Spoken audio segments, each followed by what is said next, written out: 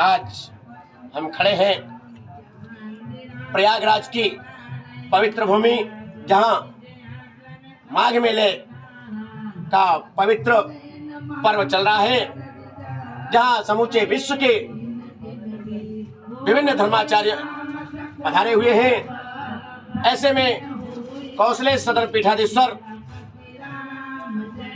ज्ञान विज्ञान व विद्वता की साक्षात प्रतिमूर्ति कहे जाने वाले, अगर हम यह कहें कि वर्तमान में भारत ही नहीं विश्व के विद्वता की प्रथम श्रेणी के नंबर 1 विद्वानों में अगर कहा जाए तो अतिशयोक्ति नहीं होगी, जिनके बारे में अनेक संतों के मुखों से मैंने स्वयं सुना है कि ऐसी विद्वता की प्रतिमूर्ति शायद धरती पर कोई होंगी।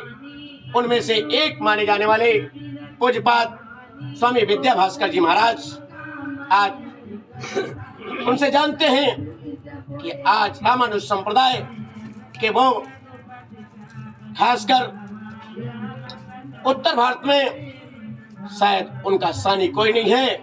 ऐसे में रामानुज संप्रदाय जो समूचे भारत ही नहीं आज विश्व में फैल रहा है, रामानुज स्वामी की ध्यान क्या है इस जगत को। आदरणीय स्वामी जी महाराज, रामानुज स्वामी की इस लोक को ध्यान क्या है? भगवान रामानुजाचार्य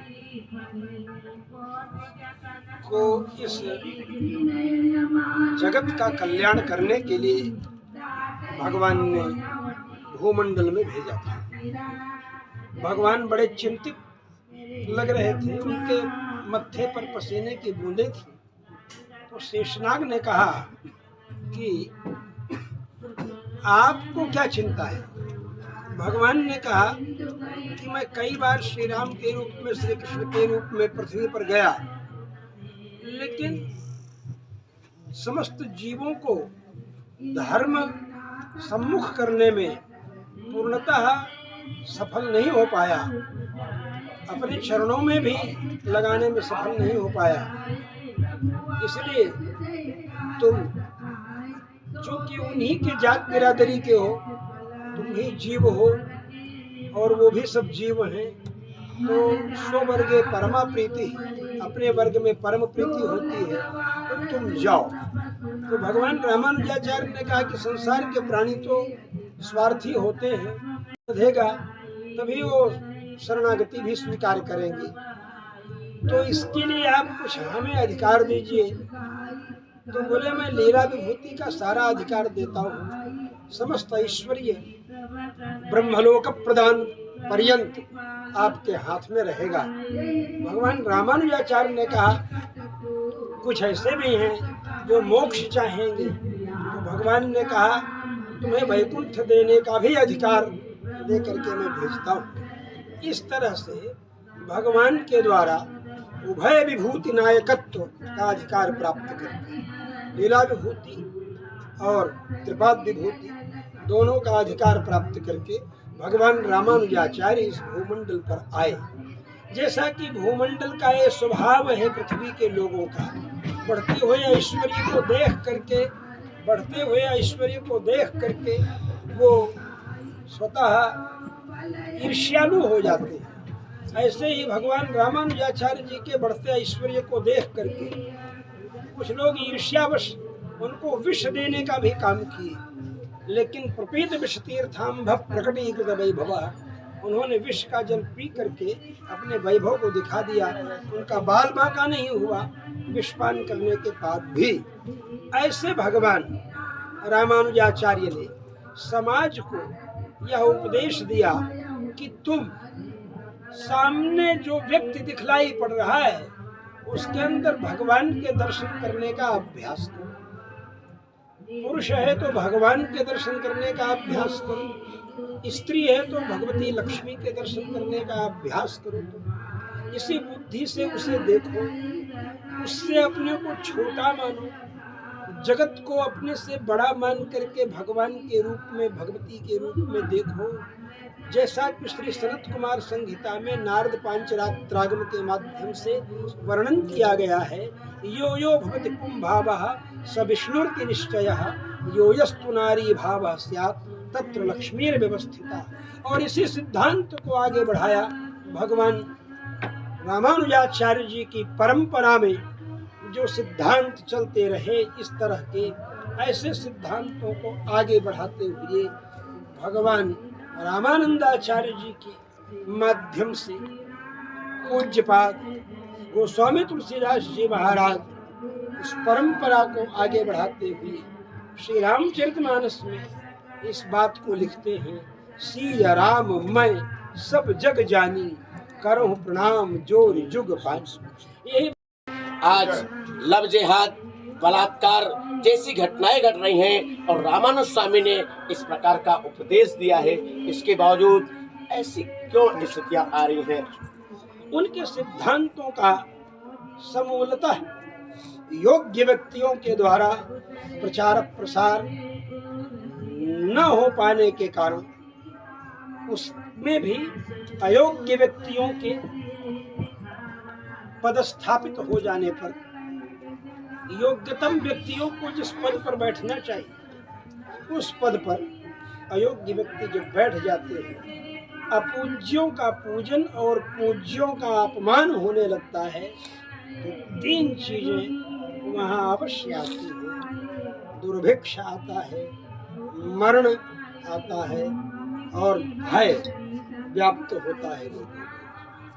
पूज्य स्वामी जी महाराज, आप श्री अखिल भारतवर्षीय श्री वैष्णव सम्मेलन के प्रधानमंत्री हैं और श्री राम जन्मभूमि न्यास समिति के उच्च मार्गदर्शक मंडल के मेंबर हैं।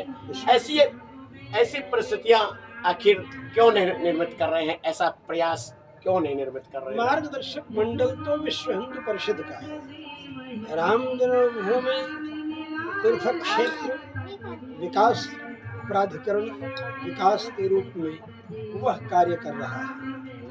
यह समस्त धर्माचार्यों ने पीड़ा उठाया, जिसके कारण खालिस्तान बनने से रह गया।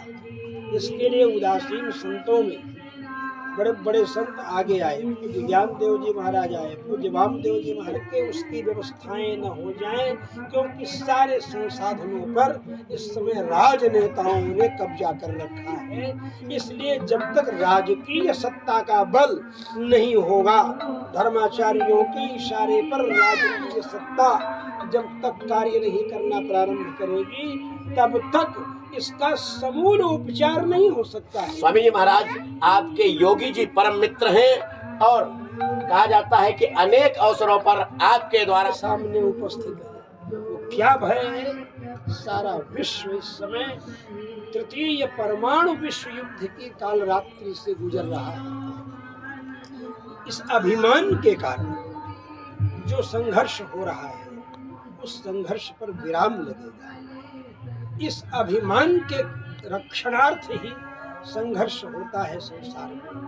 अपने अभिमान को छोड़ दें हम और समाज में स्त्रियों में भगवती लक्ष्मी और पुरुषों में भगवान नारायण के ध्यान करने का अभ्यास करें। हमारा यह अभ्यास जब होगा, तभी हमारे अंदर विनम्रता का भाव होगा, तभी हम अपने को लघु अनुभव करेंगे, तभी हम दासानुदास अनुभव करेंगे। इसी भाव का उपदेश भगवान रामानुजाचार्य ने दिया और यही आज समस्त संघर्षों का समापन हो, समस्त संघर्षों की समाप्ति का यही सबसे बड़ा मूल मंत्र है। अगर हम ऐसा करने का अभ्यास कर लें तो हमारे संघर्ष समाप्त हो जाएंगे।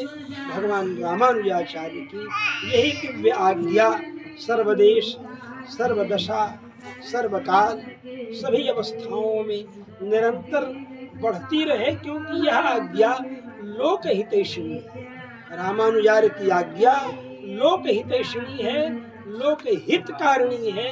इसीलिए लोक कल्याणार्थ इसका निरंतर बढ़ते रहना समाज की रक्षा के लिए अत्यंत अनिवार्य है।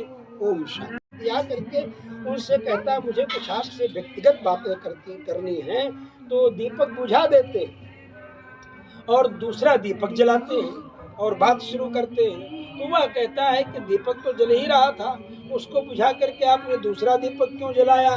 तो चाणक्य ने जवाब दिया था, वह दीपक जो जल रहा था वह राजकीय कोष से आए हुए तेल से जल रहा था। यह दीपक जो जल रहा है यह मेरा निजी द्रव्य से पैदा हुआ दीपक है, मतलब तेल आया है। आप हमसे निजी तौर पर मिलने के लिए आए हैं, ये मेरा निजी काम है। चलिए, मतलब ये प्रधानमंत्री जी और मुख्यमंत्री जी उत्तर प्रदेश दोनों ही चाणक्य के पदचिन्हों पर चल रहे हैं। निश्चित है भविष्य भारत का उज्जवल होगा। आज जिस प्रकार से दृष्टिगोचर हो रहा है।